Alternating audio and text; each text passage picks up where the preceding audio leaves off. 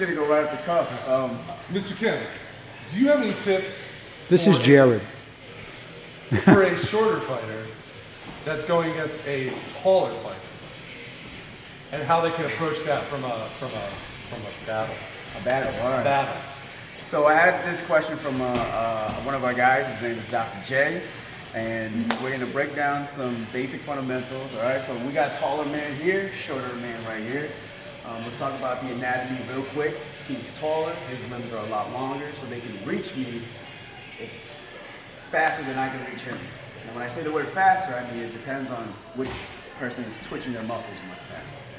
Also, the difference, I believe the advantage of me being a shorter person is my angle of trajectory, my strikes.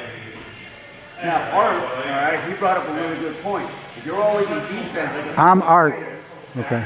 right? You're always on defense as a taller fighter. It's like this. Everything's exposed from the chest down. So me being as short as I am, I don't want to reach too far. That being said, because he's always punching at something lower than him, if I lower myself a little more, he's always going to see me punching downward. Right? So my stance can always stay here. If he would actually reach for a body shot, he would actually be overextending more than anything. All right. Now let's keep it as simple as possible. His limbs are a lot longer than mine. All right. And if I wanted to fight a taller fighter, I would first have to keep my distance and wait for him to attack first. So if he were to attack first, that would give me the opportunity to kind of work around his strikes. This takes practice, this takes a lot of timing, this takes practice, and this takes a lot of time. Alright? Now, as he strikes, I want to be out of his distance, but as he commits to it, if I'm closer, it's going to be a lot harder for him to retract his limbs towards the core of his body when he gets back into a guard stance. Alright? So as I punch, if I get in on time, I can do my dirty work and then get out. Alright? Now that's one of the disadvantages of a taller fighter is that once their limbs are fully extended and I can get in, it's going to be a lot harder for them to kind of bring those limbs back in to block punches.